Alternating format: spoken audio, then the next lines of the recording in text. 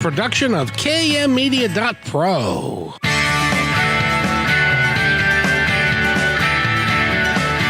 Welcome back to Positive Talk Radio. Our goal is simple: to explore evolving ideas one conversation at a time. So come on over into our world. I know you'll like it, because on today's show, you're going to feature somebody who's been through, I can politely say, hell and back, and she's back in a big way. And I really, really encourage you to watch this or watch and listen to this entire episode, because it is going to be dynamic. Nathan, how are you? Do you have your tissues handy? Oh, I got plenty of them right here. Probably, I want to say about 100 Perfect. sheets right here. You may need them all. You may need them all, because we have a wonderful, wonderful guest with us today who is a tough as nails person.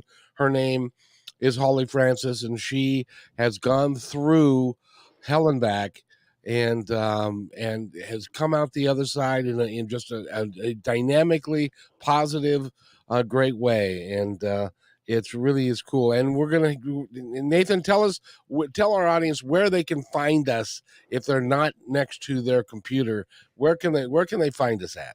Well, if you're not all blocked out in your vision by tears, you can watch the show and see us on YouTube. That's on Positive Talk Radio and 1150 KKNW's YouTube channel. And then there's also Facebook for both of them as well, and on Twitter under 1150 KKNW. And they can stream it if you are by computer, but you are going out and about. You can stream it by going to 1150 KKNW, right? Yes. And of course, on the radio, it's 1150 AM and 98.9. If you have an HD radio, you can switch it over from HD1 to HD3, and that will give you a better quality signal as well. Awesome. And next Friday, and I'm going to have Holly back for one of those as well, if I can survive this, I tell you. Next week, we're going to start our run on Kixie. And that's going to be at 3:00 in the afternoon. And we're going to be on it Monday, Wednesday, Friday. So you can catch us on all of those on KKNW and Kixie. And of course, Kixie is 880 AM on the dial.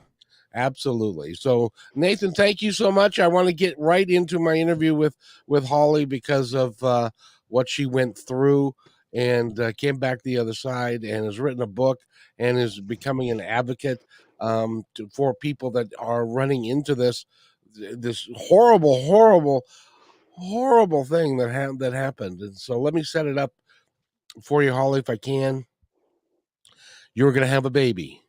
It was your first baby, and you were the pregnancy went fine, and the delivery went fine, and you took the baby home, and then something happened. Everything changed. Well, thank you so much, Kevin, for having me on your show. I have listened to a lot of your episodes, actually, and you have such a dynamic story and just so many different people. I listened to your last episode with Amy, and it was just mind-blowing. But let's get into my story. And like you said, this would have been just over 12 years ago, and I was in my 20s. I had just given birth to my daughter, and it was just such an exciting time in my life. You know, you're a new parent, and you're just adjusting to all that, and there was just so much excitement. Like, you spend the whole 9 months just preparing for that, and pregnancy went well. The childbirth went well. I bring my daughter home, and we're just loving life. And I'm tired, and I'm adjusting to breastfeeding and waking up all through the night, but it was just such a joyous time in my life, and just so excited for the future. I live in Canada, and so here in Canada, we get an entire year off for mat leave. Oh, cool. And yeah, so I was very excited about that whole year that we were going to spend together.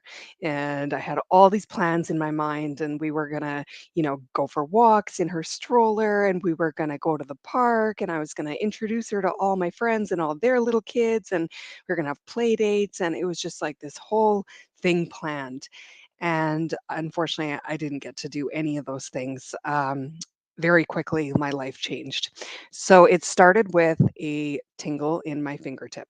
So I'm at home It was like early afternoon, and I thought maybe I had burnt myself because the strange tingle kind of just pierced the tip of my finger. But I hadn't burnt myself on anything, and so I just kind of ignored it. But then, I'm going about my day, and I'm just kind of feeling drained and a little bit tired, a little bit kind of weak, almost like, when you're getting the flu and you're just feeling kind of blah. So I'm thinking maybe I'm getting sick, like maybe I'm catching a cold or something. And again, just kind of brush it off. But very, very quickly, this pain all of a sudden developed in the back of my neck, and it went from like a 1 on the pain scale to suddenly like almost a 10, like in tears, can't handle it anymore. Taking pain medication, nothing's helping. And I remember thinking, well, maybe I slept funny, or maybe I like pinched a nerve or something, and I don't really know. So again, just trying to ignore it, not thinking it's a big deal. And that night, I'm kind of wandering around the house, and I'm walking up the stairs, and I'm noticing that my legs are feeling kind of weak and heavy, and it's a little bit harder to lift my legs up to go up those stairs. And at that point, it was like, you know what? Like something just doesn't seem right. And so I go on Google because that's what you do when you research your symptoms, right? It's like, okay, like I'm dealing with these weak legs and like kind of this tingle and like kind of pain in my neck. And Dr. Google tells me that I have a pinched nerve. And so I'm thinking, okay, just a pinched nerve. I can get through this. Probably need to maybe see a doctor tomorrow or something. But the pain just got worse and worse and worse. And when I say worse, I mean like within like 20 minutes, 30 minutes, to the point where I was like, I can't do this anymore. I need to see a doctor now. So I actually left my house. And at this time it was like minus 30 in Canada, which is very, very cold. I'm sure you can relate in Seattle. You get some cold winters as well. But so we basically I went to the ER, or went to a doctor, and he said, "Yeah, I think you have a pinched nerve. You're fine. Go home, take some pain meds, and we'll talk to you in the morning." And in my head, I'm thinking, okay, I'm really having a hard time walking. So I went home that night thinking that I would be fine in the morning, but I could not sleep. The pain just got worse and worse. I was basically on my floor trying to do all these stretches with my neck, and the pain's getting worse. My daughter wakes up at about 3 in the morning, and I stood up to go to her, and my legs completely buckled, and I basically lost the ability to stand. And so it was at that point that I knew that something was much more serious than a pinched nerve, and if it was just a pinched nerve, then I needed to see somebody. So I had my ex-husband, and my husband at the time, drop me off at the ER because I didn't want my daughter, of course, going into the hospital. And I said, just pick me up in a couple hours. I'll call you once I'm done here. I'm sure they're probably just going to give me some medicine or treat me somehow, and maybe I'll see a physiotherapist or something. And I had no idea that that would actually be the last time that I would step outside of that hospital for several months. It's incredible that, of course, I've never heard of this problem that you had, and I want to talk about that because, but first, it kept getting worse and worse, and you couldn't, and so you ended up being basically paralyzed from your neck down. Yeah, so I go into the hospital. Was very lucky that I saw a doctor that said, you know what, something is definitely wrong with you. You're losing strength in every part of your body, and I can just tell that it's progressing very quickly, and I don't know what's wrong with you, but I'm going to find out somebody that does. So he brought down a neurologist. The neurologist took one look at me and said, I think I know what you have. I think you have a rare disorder called Guillain-Barre syndrome.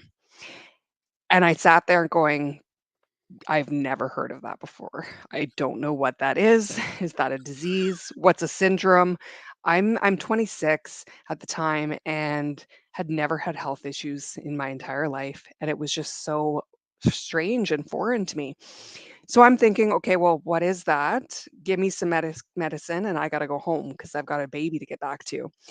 And he tells me that GBS is a rare autoimmune disorder, so it's very similar to multiple sclerosis. And so with MS, it basically your autoimmune response will attack the nerves in your brain and your spinal cord. So that's what MS is. And GBS is very similar, except that it's attacking the nerves in every part of your body other than the spine or the brain. And what it's essentially doing is that it's stopping those signals from going from the brain to the rest of the nerves, essentially basically just paralyzing your body and not permitting you to be able to use your arms, your legs, everything. And so I at the time when I'm seeing him, I mean, I'm having a hard time walking. I was having a hard time using my arms, and he said, "We don't know how severe this is going to get. Can be mild cases, there can be more severe. So you're going to need to be admitted to the hospital, and we're just going to see how things go." And again, I remember just thinking, "Okay, yeah, just give me some meds and I'll probably be here for a few hours and then I'll get to go home." But unfortunately, just things progress very, very quickly. And within 72 hours of that very first symptom that I had, the process had spread to my entire body, paralyzed me from the neck down, and actually affected my breathing. So at one point, I could no longer breathe on my own, and they actually rushed me to ICU, where I was put on a ventilator to breathe, and basically left in that state of complete paralysis, locked into my body. What was it like to feel that way and know that you can't move? You have a daughter at home, and you have to be put on a ventilator, and the statistics on being on a ventilator are not real good. Mhm. And a lot of times people go on them and they never come off of them. Yeah. You must have been beside yourself. Were you cognizant and aware of everything that was going on around you? You just couldn't move? I really was, and that's the craziest part is that a lot of people think that, like, when you go in ICU and when you're on a ventilator that you are sedated and you don't know what's going on. But I was fully coherent and knew everything, and I was in so much pain. The pain was basically the inflammation that was happening in my nerve. So every part of my body was Oh, basically man. felt like I was on fire, felt like somebody had run me over and like dropped me off a building, just like I just felt so much pain, but then couldn't move. And so when I'm in ICU and I have a tube down my throat, I can't talk, I can't communicate with my family. My entire family's there. All my friends are coming to see me, of course. And my daughter, my newborn, she's just over 3 weeks old. And to me, it was just like my life is over and this is it. And I'm dying and I'm not going to get out of here.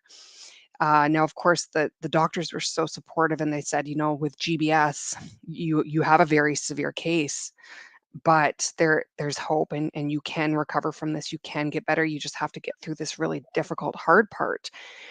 But I really didn't believe them because I mean, I'm completely paralyzed, can't move anything. I can't even reach out and touch my daughter. I can't say anything to her.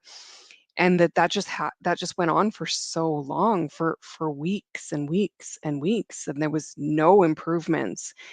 And you're trapped in your body and everyone's running around me and doing things. And I mean, my family still had to, eat and live their own lives and come in to visit me, and they were bringing my daughter every day to be there with me, and they're putting her on my chest, and it was inspirational for me. It was like motivation for me to get better, but at the same time it was so heartbreaking to know that I couldn't be taking care of her.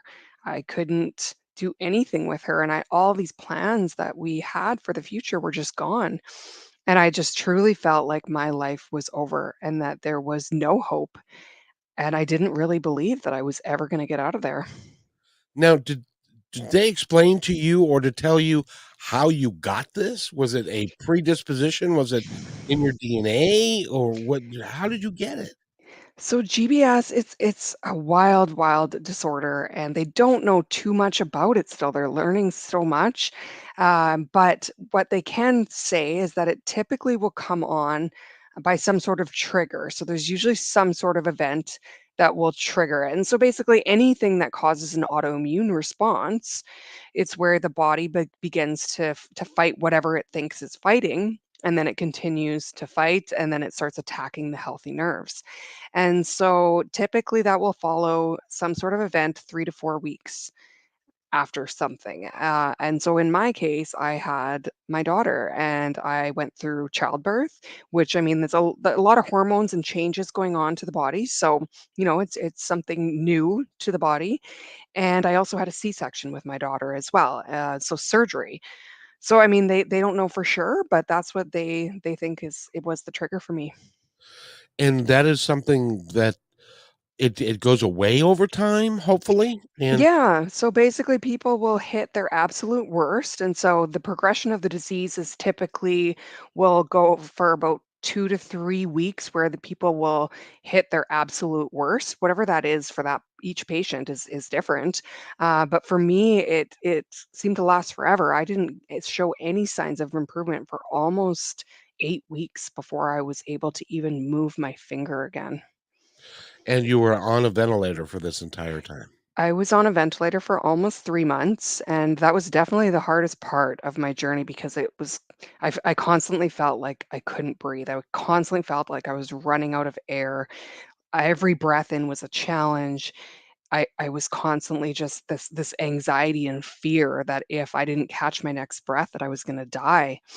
And the ventilator it was first in my mouth, but they later moved it to, basically my throat, and they made an incision and put the tube there, so it was a little bit easier to communicate. And that's how I communicated was by, like, mouthing words, and at times, my family would have a piece of paper, and they would point to letters, and I would either blink or nod my head when I regained strength in my neck, and it was just horrific, and the breathing was definitely the hardest part, and you just don't realize how much you take for granted until you're in that position, and it just felt like everything had been taken away from me. Before we continue, I wanna make sure everybody knows to go to www.hollyfrancis.com. She's written a book about her experience and also tools and ways to number one to figure out if you're getting this, if you're coming down with it, and also ways to help yourself get through it.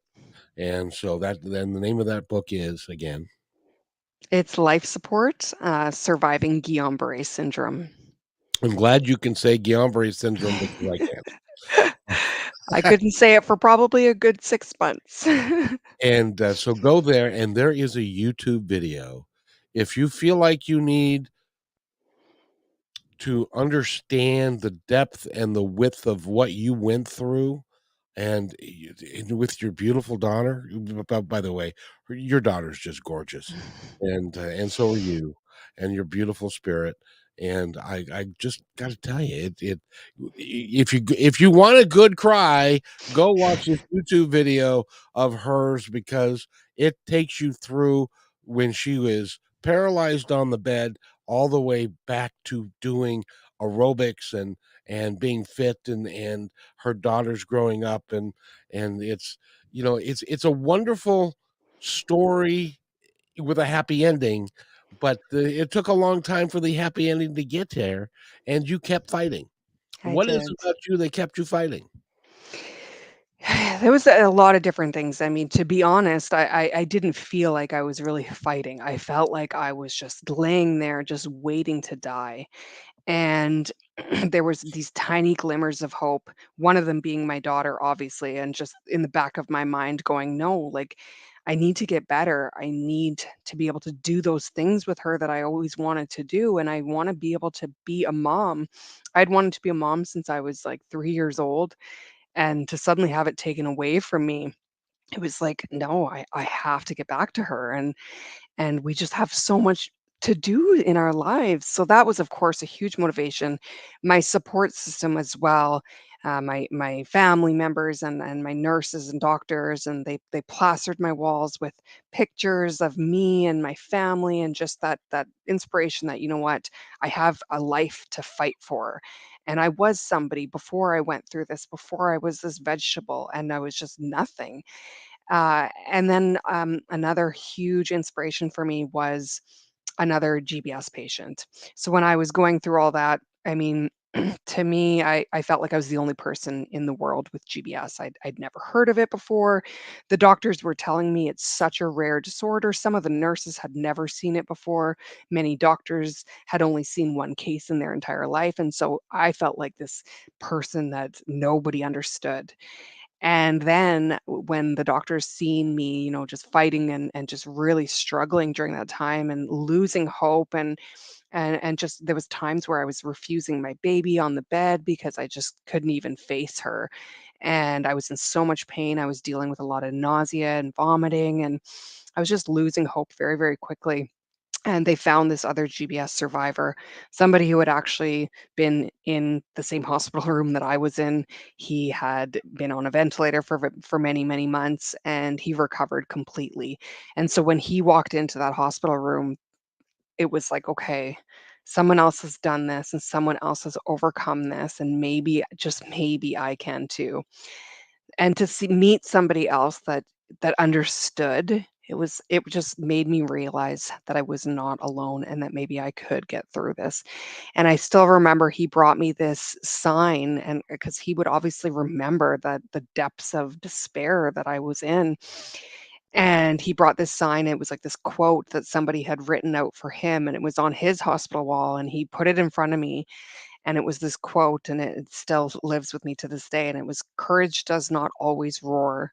Courage is sometimes the quiet voice at day's end saying, 'I will try again tomorrow.'"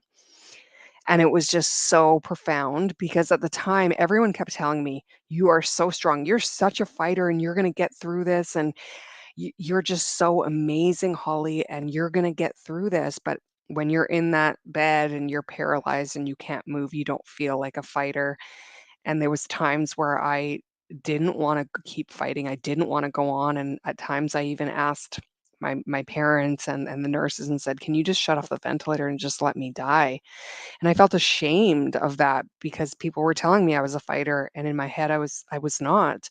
But when I read that quote, it was like, you know what? You don't have to be strong. You don't have to feel strong and powerful to be able to be a fighter and to get through this.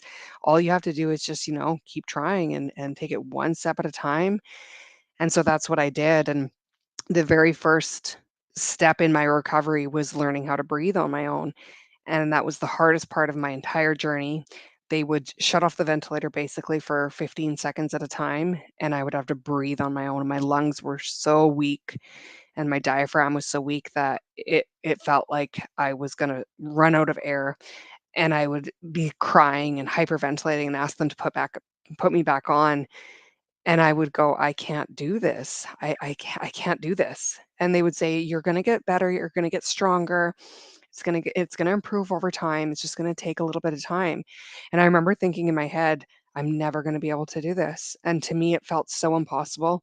I had to breathe for over 48 hours on my own before they would consider taking out the trach. And I remember it just felt so unattainable. And I remember crying and just crying and feeling hopeless and going, "I'm never gonna get out of here." But I've always looked at that sign on my wall, and it said, "Try again tomorrow." And so that's what I would do with tears in my eyes. I would say, "Okay, let's do this. Let's try again tomorrow." And those 15 seconds went up to like 30 seconds, and then a minute, and then a couple minutes, and then 10 minutes. And then gradually, very, very, very slowly over weeks, it improved and it got easier, a little bit easier. And eventually I was able to breathe on my own, and I was able to get off life support and get out of ICU. At what point, because I'm sure there was one, in your struggle when it was at its worst, when you didn't see the other side, and this angel that came into your life hadn't gotten there yet, at what point did you say, "Why me? Why did what what did I do to you to make you do this to me?" I went through a very, very angry phase, and that was actually pretty quickly, probably within the first 4 days, I think, after being paralyzed. it was like, what did I do? And I just didn't understand. And I was so angry with everybody and everybody that I knew and the doctors. And like, what did I do? I didn't do anything wrong. I was a good person and I was hardworking and loyal. And I had just given birth and I just didn't understand. But over time, it was just like, you know what? That's not helpful.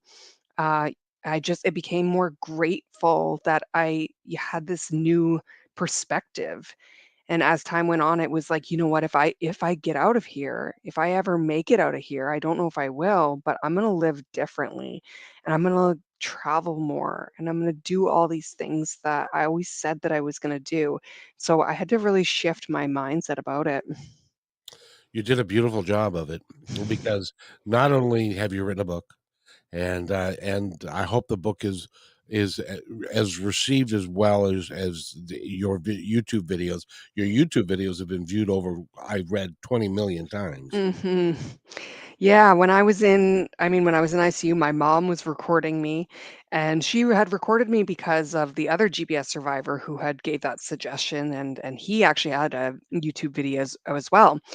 And I remember at the time thinking, "Get that camera out of my face. I don't wanna be filmed in my most vulnerable position." But she was doing it because she wanted to show me as I got better. She wanted to show me the progression and say, "See, look where you were a couple weeks ago. You are showing signs of improvement," because there was many times that I didn't believe that I was getting better, but the doctors and nurses were saying, "You are. You're showing signs of progress, and your hands are moving now, and you're able to move your neck." But again, when you're paralyzed and you can't do anything, it doesn't feel like improvements, but we really had to focus on one tiny improvement at a time, and we had to celebrate every little success. And over time, I was able to, move my hands, and then I could hold my daughter's bottle. I could hold her in my arms. I was moved to a rehab hospital where I eventually learned how to basically do everything. So I had to learn how to type and how to hold cutlery and how to feed myself, how to take care of myself, how to take care of my daughter, and eventually how to walk again. But throughout that entire process, I remember there was a lot of fears. There was a lot of worries about whether I was going to recover completely. There's a lot of people that have GBS that don't necessarily recover completely. They may be left in a wheelchair or using a walker or a cane. And so there was always that fear in the back of my mind that I wasn't going to be able to walk again, or that I wouldn't be able to play tag with my daughter, or walk her to her first day of school. But I also knew that, you know what, I just overcame breathing, and I thought that I wasn't gonna be able to do that, and once I did, I knew that, I could overcome anything. And in fact, you did. At the end of the video that I watched, you're doing aerobics in front of a screen, and you are moving. It looks like you've never been off your feet. You've never had a problem. Thank God for that. And congratulations, Holly. And by the way, hollyfrancis.com. Go there, buy the book. You can help her. She takes donations so that she can go and do exactly what that gentleman did for her in the hospital room, that she can be that angel for other people. And we need to take a break, but she's going to stay with us. But we're going to be joined by Alex Francis, who are Frazier, excuse me, two F's in the same. But Alex is going to join us, and she's an angel among us as well. So I get to talk to two angels in a row, and we're going to all stay together and have a great rest of the show. So I hope that you'll stay with us, and we're going to take a break right now. You're listening to KKNW 1150 AM. This is Positive Talk Radio, and yes, this is live. Hello, everybody. If I could have your attention, please, I have an important announcement to make just for you. As you may know, PTR is heard and seen on radio, KKNW, and now Kixie, several websites, podcasts, YouTube, Twitter, Facebook, and most social media. At PTR, we believe in working together to make the world a better place, and because you're listening, we know that you're dedicated to the same. So we'd like to support your efforts by offering an outstanding multimedia package for you at a deeply discounted rate. As our partner, you'll receive commercial creation, both video and audio, at least 10 commercial plays per week, a monthly show to highlight your business and passion, exclusive website positioning with links, video shorts for social media, commercial plays on all shows, podcasts, KKNW, and Kixie. Your commercial is embedded into each episode and as a podcast is sent to over 50 different platforms. All shows are performed live and sent to Facebook, YouTube, and Twitter and stay there forever. Your podcast episodes are provided to you to use as you see fit. This one-time offer is only $250 a week based on a 13-week commitment, and as our partner, we are vested in your success and will do everything in our power to make it happen. However, there are limited spots available, so don't hesitate. Please email me at kevin@kmmedia.pro, and let's get the ball rolling.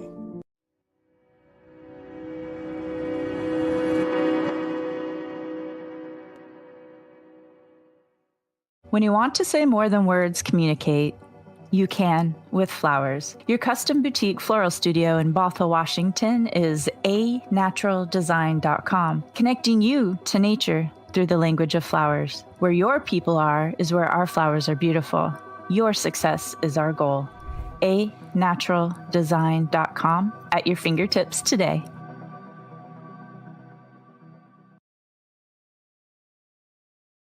Hey there, I would personally like to thank you for making Positive Talk Radio part of your day. Whether you like podcasts or the radio show, we're glad to have you along. I'd love to hear from you with thoughts about the show and ways that we can make it even better. You are the reason we do these shows, because the more people we can touch, the better we can make the planet and our time here just magnificent. Please contact me, Kevin, at kmmedia.pro with any thoughts, comments, or suggestions, and thank you for being in my dream.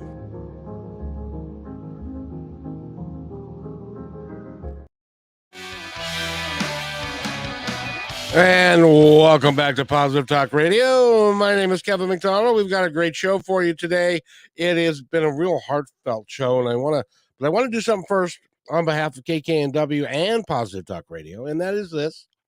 I would love for you to go to www.1150kknw, and there's a survey button that you can hit there, and you fill out the survey. It tells us about who you are, and then not invasive, but just the kind of listener you are and what you'd like to see and hear on KKNW, and we use that information to create better programming for you, and also to understand our listener base and that kind of thing, which helps all the shows here work with advertisers and that sort of thing. So I highly encourage you to do that. And if you do that, then you get placed in a drawing to win a trip on the Victoria Clipper to Victoria, and where there's lots of fun stuff to do, and also a $100 gift certificate to Famous Dave's restaurant.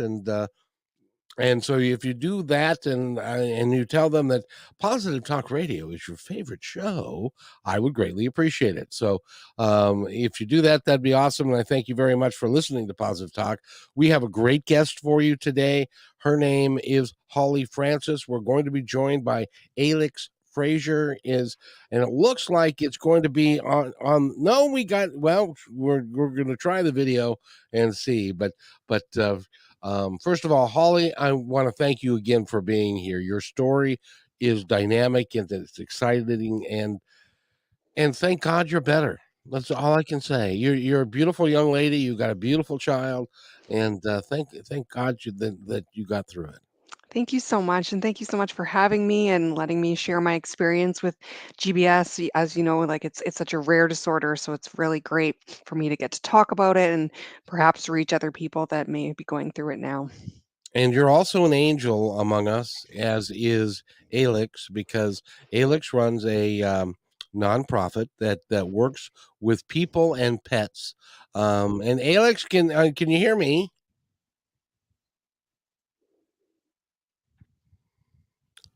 We're gonna have to have Nathan fix the and then fix the audio a little bit, so they're out of it. So you are now. So what are you doing now after you've gone through that? First of all, your life must be just completely different. 20 million views on YouTube. I believe that means that you're monetized. Would that be correct?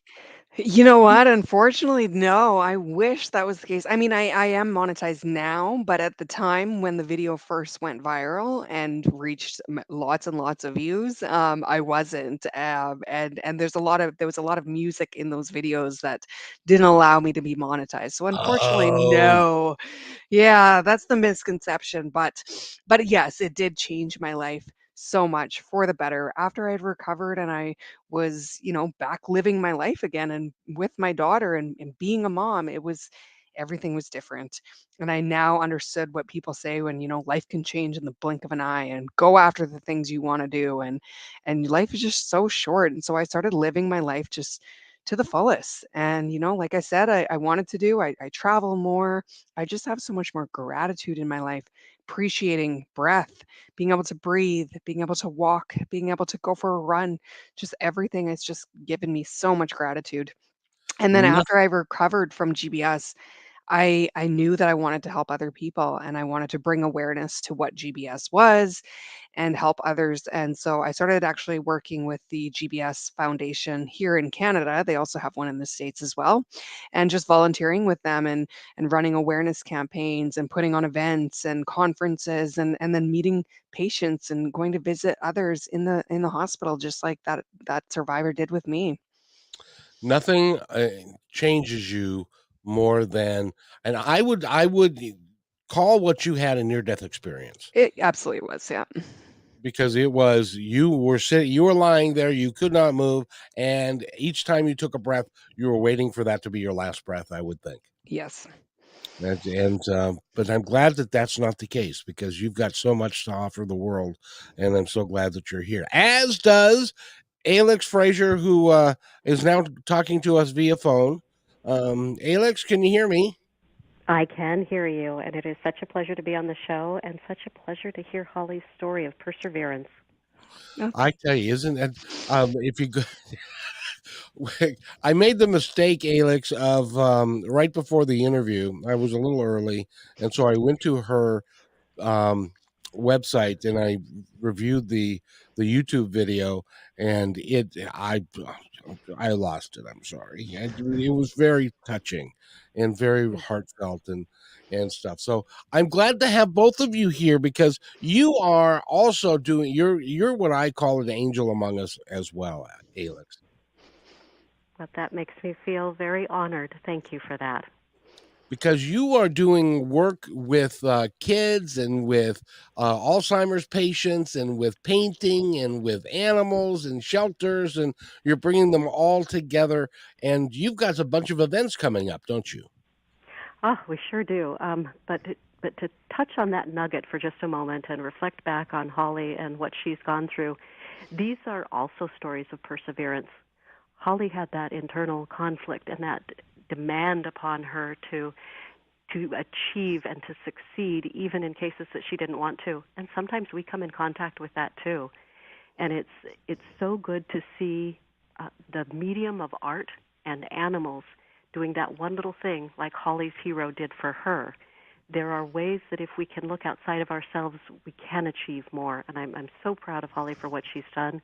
And I am so proud of the people that I see every day that are willing to make themselves vulnerable, let their stories show as Holly just did, and then move forward and progress little bit by little bit.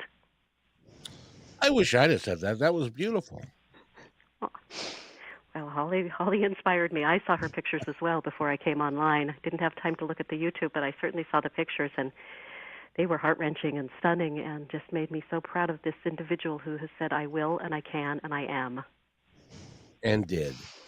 It's And it's did. it's remarkable, and you're doing. You know what I like about your story, Alex, is that you started out, and because your mom had Alzheimer's, and you went to her residence where she was in a home, and you felt the need, and you had them paint and put that together, and that was the beginning. Your Pause with Cause is growing quite a little bit, isn't it? It is growing, and that is because of all the people who've joined with us. It certainly isn't just me. I had a little nugget of an idea, and then others saw what was going on and came in to help, and we wouldn't be where we are today if it weren't for each and every person who gives a little or a lot.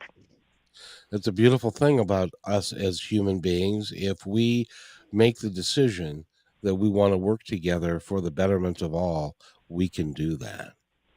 Yeah, we sure can, and so I'm so indebted to my volunteers. They do it for their own personal reasons. Sometimes they need something outside of themselves to focus on. They want to give back. They love animals. They love people. I'm seeing it all. I often say our volunteers are there for a season, a reason, or a lifetime, and I appreciate every single one of them. Well, if you are, recently I moved into a 55 plus community because one of these days I am going to get old enough to be 55. Just kidding. And I would, Holly's sitting over there laughing at me. Anyway, so I would really love to invite somebody that is perhaps retired now or on disability, that if you want to volunteer in a really really good cause with fun people who get out into the community and they put on these events and stuff, Pause with Cause would be something I would love for you to consider. And Alex, if somebody wants to find out how to volunteer, how do they do that? Well, they can go on our website, PawsWithCause.org, PawsWithCause.org, and take a look at our volunteer area, or you can email us through that website and get to know us. And then we are also out in the community, and I'd love to tell you a few of the things that we have coming up. We can do that in just 1 second, but I just want to say this, and that is, when my father retired, he played golf 3 days, 4 days a week and stuff. Then he got a little older and he fell, broke his hip, wasn't able to play very much anymore. And so he didn't have anything to do. He didn't have any place to go. And so he ended up sitting on the couch watching TV until the day he died. That is not an acceptable way of life. What Holly is doing is the way to live, which is do not wait, do not stop. Keep going and live your life to the fullest every day, because none of us knows how long we've got to be here on this planet. And it can turn, as Holly's story can tell you, it can turn on a dime in a moment's notice. So live your life to the fullest. That would be my admonishment or my encouragement to everybody to live your life so that you don't have any regrets at the end. And one reason that you won't have any regrets is if you listen to Alex and you go to one of these events that she's about to talk about. How's that for a segue? Nice segue. And I would add to that, it is never too late to try something new. Bingo. My mother, before Alzheimer's hit her, had wanted to go back to school to become an architect.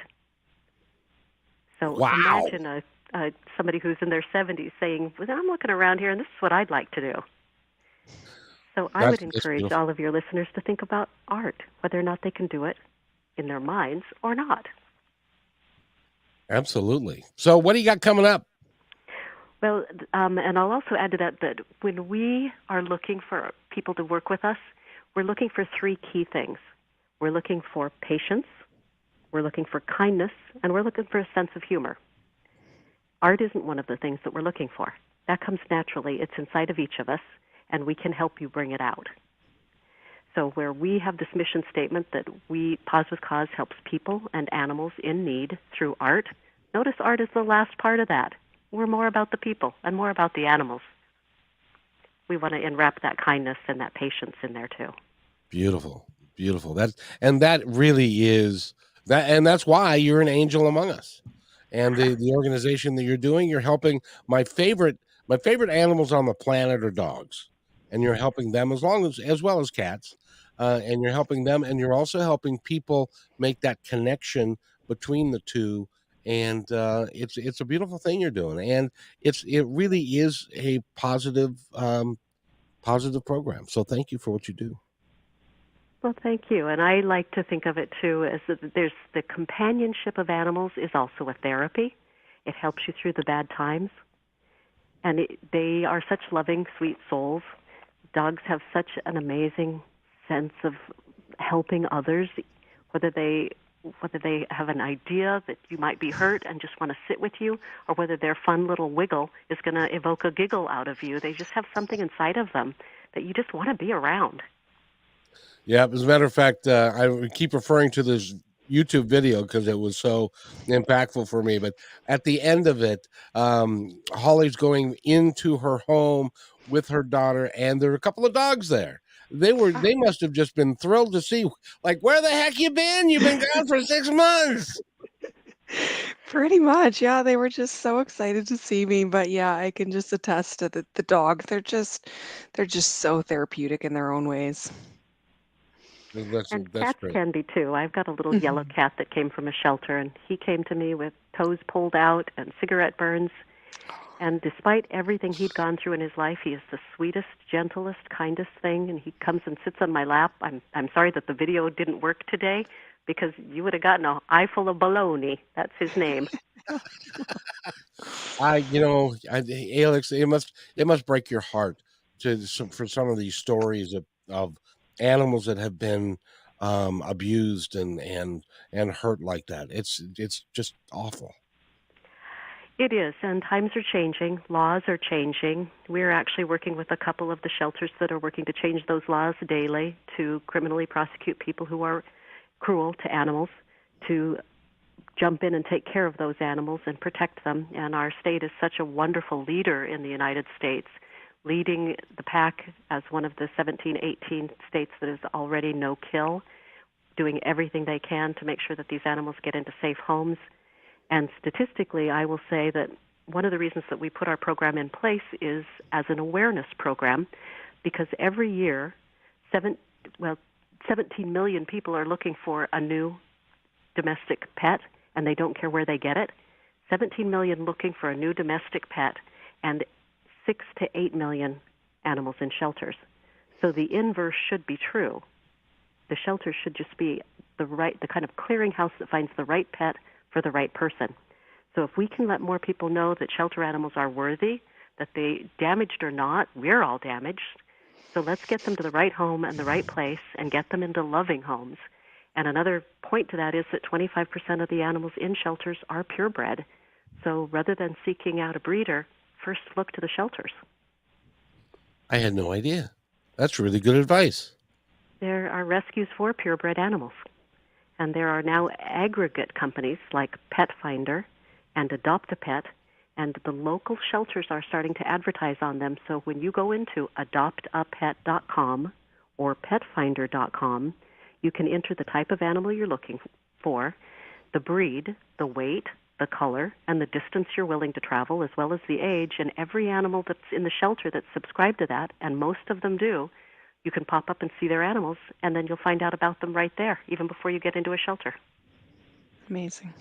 That is really cool. Well, I'm glad that we are progressing in that, and that we don't kill animals in the state of Washington. That makes me very happy.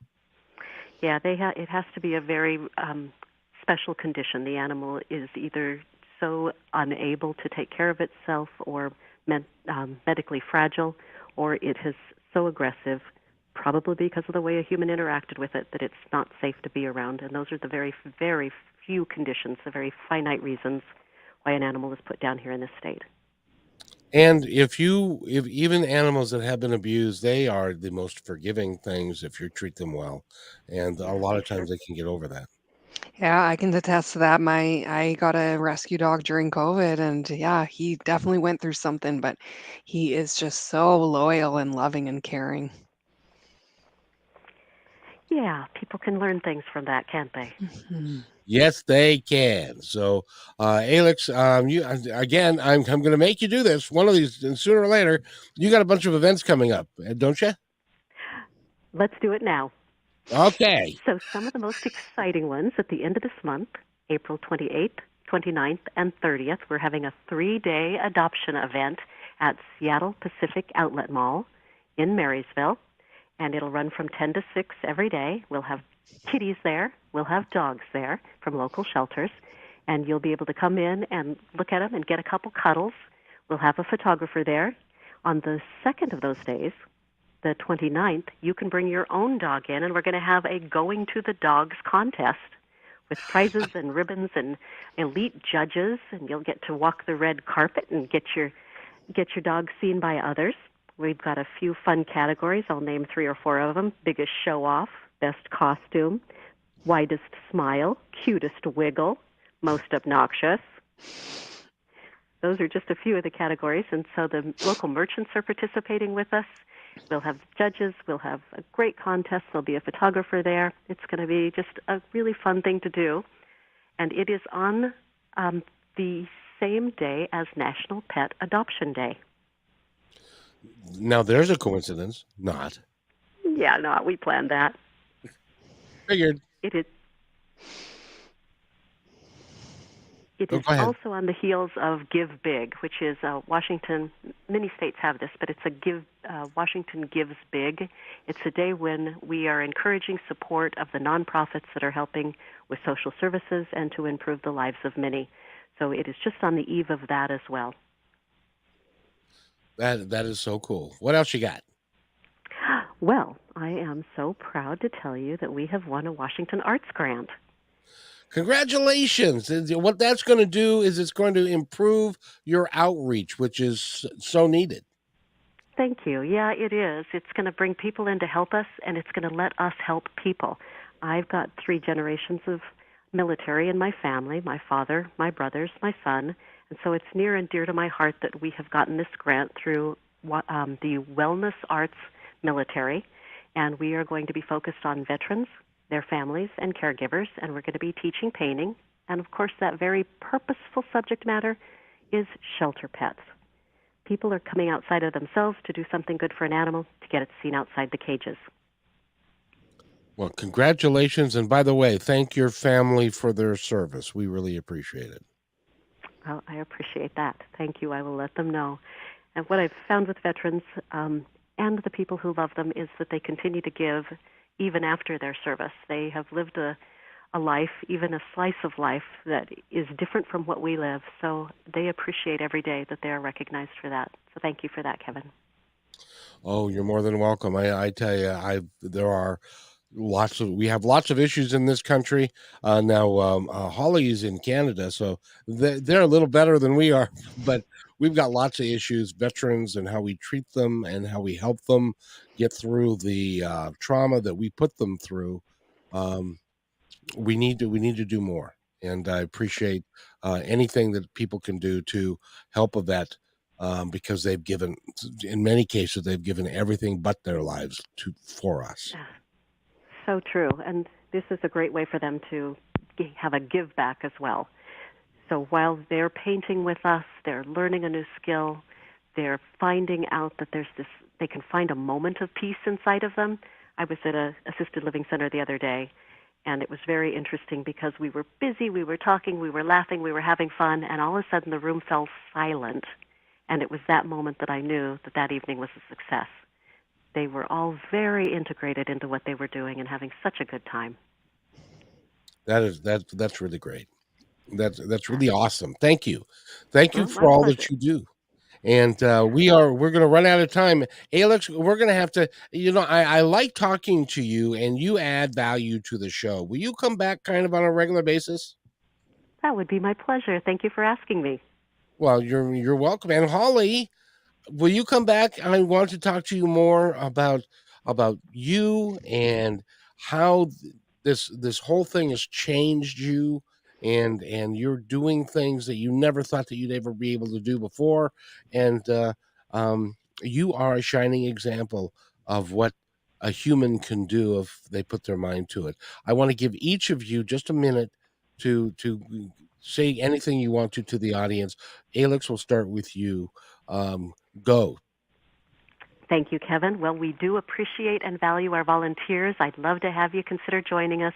It's a lot of fun to work with us, and it fills your heart up as well. That was good. That was concise, and you even beat the time limits. So, Holly? I would just like to say, you know what? I think my story is such a powerful reminder of how strong we can be as humans. We don't realize how strong we are until we're put in these positions. And, there's a lot of talk about, everything happens for a reason. And that's not always the case. Sometimes you go through these struggles and it's hard to find a reason. But if you can give it a reason, find the blessings within. I lost out on so much time with my daughter, and I was so angry with that for a long time, but now I look at the blessings that I got out of that experience, and it truly changed my life for the better. And so that's how I view my experience now. It's been a blessing for me and truly is one of the best things to ever happen to me. That's saying something right there, I got to tell you. And by the way, Holly said before we started the show that she's watched Positive Talk Radio on positivetalkradio.net and some of the other places we are on YouTube and so forth. And she said we don't suck, so that's good. So you can say something if you want. No, I think you guys have such a wonderful wide range of different people, and it's just so it's a positive experience for the listeners. So I encourage everyone to check them out. Thank you so much, positivetalkradio.net. And by the way, be kind to one another because each other's all we've got. We'll see you next time on Positive Talk Radio.